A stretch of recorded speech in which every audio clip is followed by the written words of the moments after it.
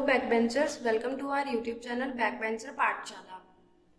तो आज हम अपनी ईवीएस की जो सीरीज है उसमें एक नया टॉपिक पढ़ेंगे, बायोडाइवर्सिटी, जैव विविधता। इससे पहले हम इकोसिस्टम और इकोलॉजी को कंप्लीट कर चुके हैं और उसके क्वेश्चन भी डिस्कस कर चुके हैं, तो आप उन वीडियोस को प्लेलिस्ट में जा करके देख सकते हैं। तो चलिए आज का हम अपना टॉपिक स्टार्ट करते हैं, जैव विविधता। तो देखिए जो शब्द है जैव और विविधता, तो ये दो शब्दों से मिलकर के बना हुआ है, एक है जीवन और दूसरा है विविधता। हमारे आसपास हमारे जीवन में जिस भी तरीके की जैव विविधता है उसको हम जैव विविधता के अंतर्गत पढ़ते हैं। जैसे आप अपने आसपास देखते हैं कि विभिन्न तरीके के पौधे हैं, जीव हैं, जीव जंतु, और जैसे कीड़े मकोड़े हैं, छोटे छोटे जैसे छोटे जो माइक्रो ऑर्गेनिजम्स होते हैं वो हैं। तो ये सारी चीज़ें जो मिलकर के क्रिएट करती हैं, ये हमारे जो जैव विविधता का पार्ट होती हैं। अब देखिए कि अब देखिए जैव विविधता की अगर हम प्रॉपर डेफिनेशन की बात करते हैं, तो अगर जो भी प्राकृतिक प्रदेश है, प्राकृतिक कोई भी प्रदेश है जैसे जंगल है, उसमें कितने प्रकार के जैसे जीव जंतु मिल रहे हैं, पेड़ पौधे हैं, ये सारे आपके जैव विविधता के अंतर्गत आते हैं। ठीक है। अच्छा, अब देखिए जैव विविधता शब्द जो था वो सबसे पहले जो दिया था वो वॉल्टर जी रोशन ने दिया था, वॉल्टर जी रोशन। तो जैव विविधता शब्द अगर आपसे पूछ लिया जाए कि बायोडाइवर्सिटी किसने दी है, तो वॉल्टर जी रोशन ने दी है। ठीक है, कब दी थी? 1985 में। ठीक है। और अगर आपसे पेपर में पूछ लिया जाए कि जैविक विविधता किसने दिया था, जैविक विविधता, तो वो दिया था दासमैन ने। ठीक है, दासमैन की एक बुक थी, a different kind of country. ठीक है, बुक का नाम था दासमैन की a different kind of country. ठीक है, तो ये बुक थी दासमैन की, जिसमें इन्होंने बायोलॉजिकल डाइवर्सिटी दिया था। ठीक है, तो आप इनको ध्यान रखिएगा कि ये जैविक है और ये जैव है, इसमें कंफ्यूज मत होइएगा। ठीक है, जैव विविधता की जो को पहली बार जब परिभाषित किया गया था वो किया गया था 1992 में, जो पृथ्वी सम्मेलन हुआ था, पहला पृथ्वी सम्मेलन कहाँ हुआ था? ब्राजील में, ब्राजील के रियो डी जेनेरियो में। ठीक है, तो अगर आपसे पूछा जाए कि जैव विविधता को पहली बार परिभाषित कब किया गया, तो 1992 में जो प्रथम पृथ्वी सम्मेलन हुआ था उसमें कहाँ हुआ था ये सम्मेलन? ब्राजील के रियो डी जेनेरियो में। तब जैव विविधता को पहली बार रिकॉग्नाइज किया गया था, पहली बार इसको परिभाषित किया गया था।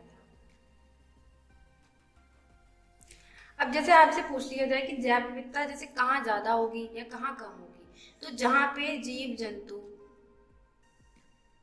पेड़ पौधे ज्यादा होंगे वहां पे जैव विविधता ज्यादा होगी, और जहाँ पे कम होंगे ये सारी चीजें जैसे जीव जंतु पेड़ पौधे ये सारी चीजें कम हैं, तो वहां पे जैव विविधता कम होगी। अब जैसे आपके पेपर में पूछा जाए कि आपको 4 ऑप्शन दिए जाए और दिए जाए आपको ऑप्शन में दिया जाए, तो अगर आपको कहीं पे दिया गया सदाबहार वन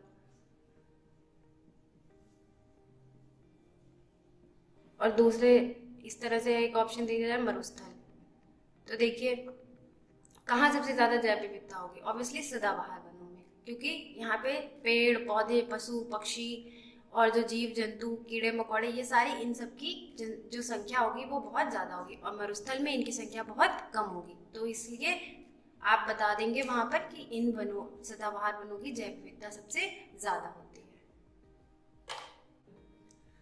अब देखिए हम पढ़ते हैं कि जैव विविधता के स्तर क्या होते हैं। जैव विविधता के स्तर, तो जो जैव विविधता है वो 3 तरीके की होती है। नंबर 1 आनुवांशिकीय,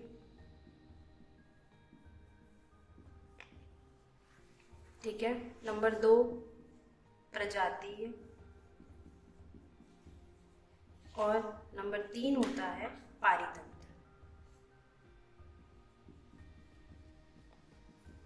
पारितंत्र जैव विविधता, ठीक है।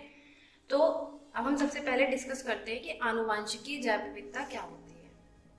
तो देखिए, जब हम किसी एक ही प्रकार की जाति में विविधता देखते हैं, जैसे अगर हम एक एग्जांपल ले लें तितली का, तो हम सारी तितलियों को तितली ही कहते हैं, लेकिन उनमें भी क्या होती है, डिफरेंट टाइप की क्या होती है, वैरायटी होती है। उनके जीन्स में थोड़ी विविधता होती है, उनके आनुवंशिकी लक्षण थोड़े अलग होते हैं।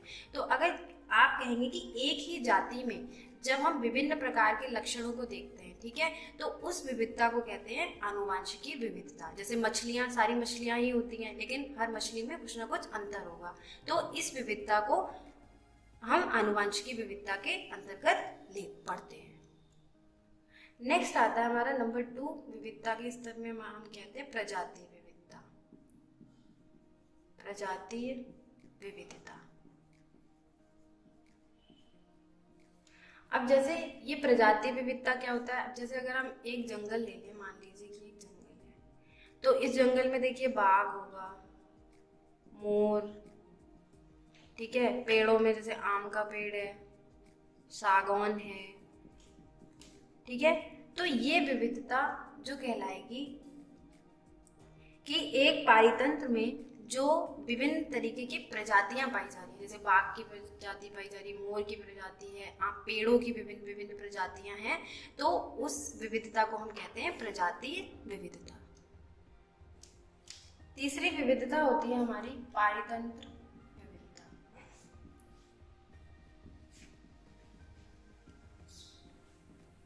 ठीक है, इसके अंतर्गत क्या होता है, जैसे अगर हम भारत की बात कर लें, मैं एक रफ डायग्राम सा आपके लिए बनाती हूँ।